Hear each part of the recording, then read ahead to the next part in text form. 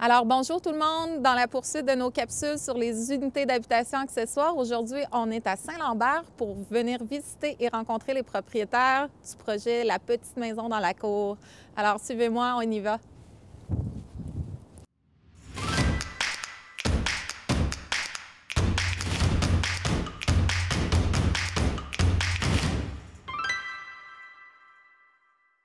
Bonjour Jean-Luc. Bonjour Julie. Vous allez bien? Très, très bien. Alors, merci de nous recevoir aujourd'hui dans votre petite maison dans la cour. Ouais. Donc, juste pour remettre en contexte, donc il y avait une habitation unifamiliale principale, puis la petite maison qui était déjà existante là, dans la cour lors de l'achat. Alors, la petite maison qui était derrière a été construite en 1890, la maison du devant en 1910. Alors, ça a toujours été habité par des familles. Au départ, on voulait vendre la maison d'en avant et garder la maison de derrière. La ville ne permettait pas cette possibilité. Okay. C'est un arpenteur qui nous a donné l'idée de transformer la propriété en copropriété divise, horizontale. Donc le terrain de 6 000 pieds carrés est devenu 2 terrains de 3 000 pieds carrés. Donc la copropriété, c'est 2 terrains égaux. On a vérifié les règlements municipaux et on avait le droit d'aller jusqu'à 30 % de la superficie du terrain de 3 000 pieds. Ça nous a permis d'agrandir la petite maison qui était à l'origine de 600 pieds carrés, d'agrandir la maison à 930 pieds carrés. On est allé pas mal au maximum qui était possible. Et puis comment se passe la relation avec vos voisins de proximité? La cohabitation. La cohabitation. Ça se passe vraiment bien parce que les buts qu'on recherchait était qu'il n'y aurait pas de trucs en commun. Donc, à partir du moment où il y a pas on ne parle pas de déneigement, où on ne parle pas d'entretien de bâtiment, chacun est responsable de ses affaires, puis que chacun a son intimité, ça permet justement de cohabiter sur le même terrain sans se déranger. Ouais. Parce qu'on n'a pas plus de liens, puis je vous dirais qu'on a même moins de proximité avec la maison principale que les voisins derrière ou le voisin d'à côté. Ouais. Alors, c'est tout à fait réussi.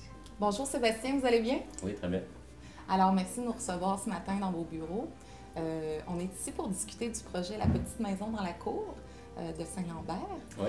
Donc, mais tout d'abord, j'aimerais ça que vous nous parliez un peu de la chaire d'architecture.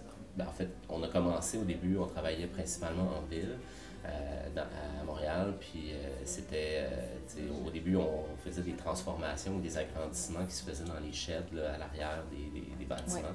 Fait que c'est de là qu'est venu le nom aussi. Okay. Sur la rue, les façades anciennes devaient être restaurées selon les caractéristiques d'origine des bâtiments. Fait que c'est pas là qu'on exprimait notre créativité le plus. Puis c'est à l'arrière des bâtiments qu'on allait, puis justement, les sheds transformés, agrandis. L'ensemble des projets dans notre bureau sont conçus en équipe. C'est une de nos grandes forces aussi. Il n'y a personne qui peut s'approprier un projet. Mm-hmm. Ça a tout le temps été des projets qui ont été faits par la chaîne, par l'équipe de la chaîne. Puis tout le monde dans l'équipe travaille sur tous les projets. Comment vous avez réalisé leurs besoins, leurs désirs, tout en conservant votre personnalité, votre marque de commerce un peu, là? À la base, Jean-Luc et Marie-Hélène sont venus nous voir parce qu'ils avaient vu notre portfolio. Oui. Puis l'ensemble des réalisations, dans l'ensemble, ce qu'on avait fait, ça leur plaisait.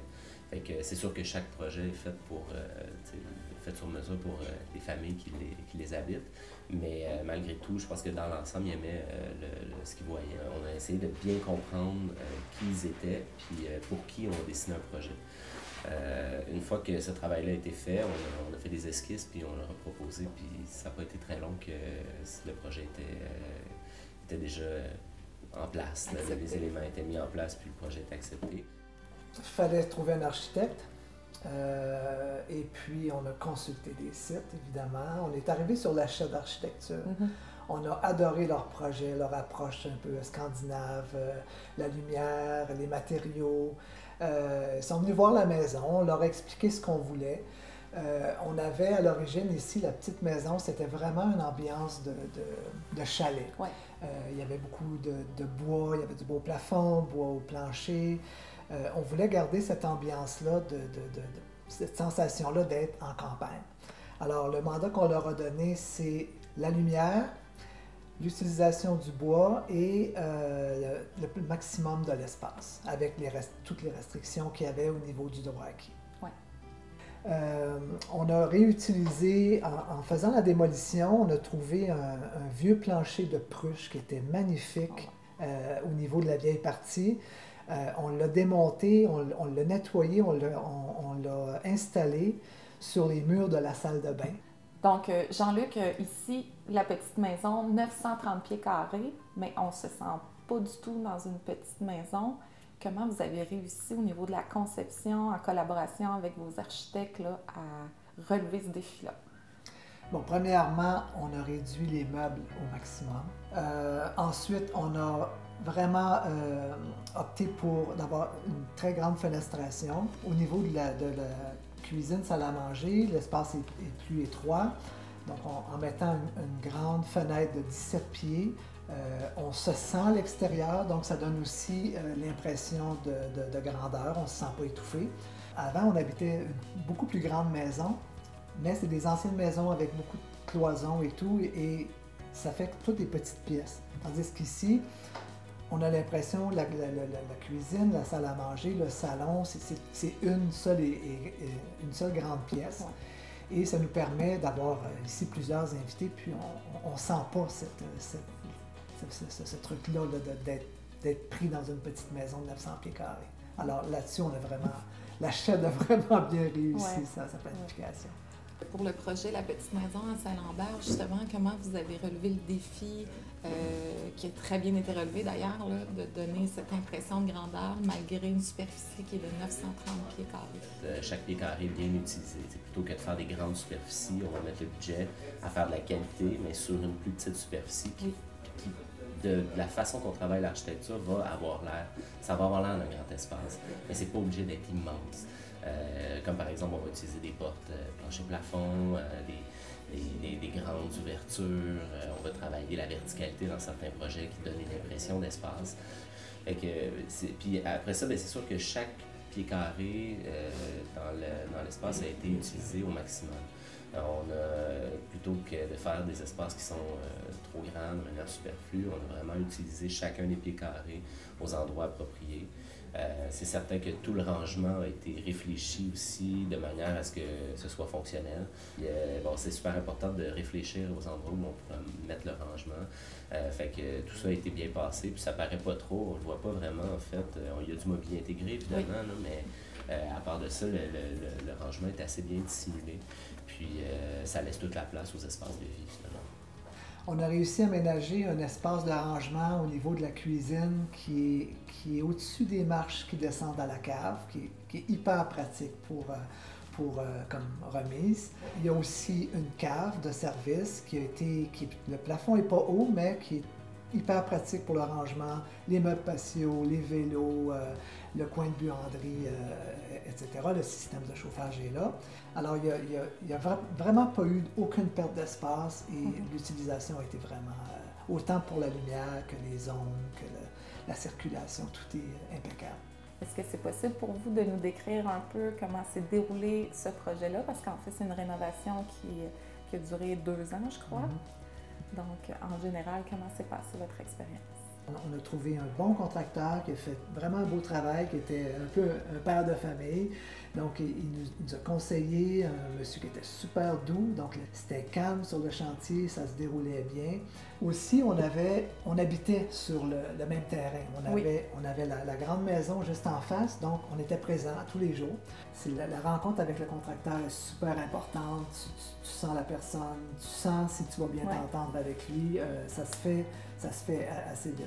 Parce qu'il y a des contracteurs qu'on avait rencontrés qu'on savait tout de suite que si on leur avait remis le projet, il y aurait eu beaucoup de stress, il y aurait eu des conflits, on le sentait. Les architectes, c'est un peu la même chose parce que tu veux pas quelqu'un qui vient imposer toutes ses idées.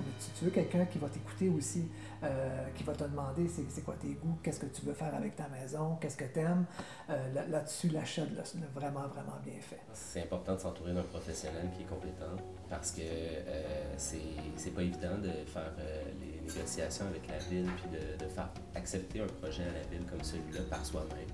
Même un entrepreneur très compétent, un entrepreneur, c'est pas un architecte. Fait que la plupart du temps, bien, en fait, on voit souvent des gens qui nous disent « Ah, j'ai déjà engagé mon entrepreneur, mais vous n'avez pas encore le professionnel qui va dessiner le projet. » Normalement, on commence avec le professionnel qui conçoit le projet, puis ensuite, on va à la recherche d'un entrepreneur accompagné du professionnel.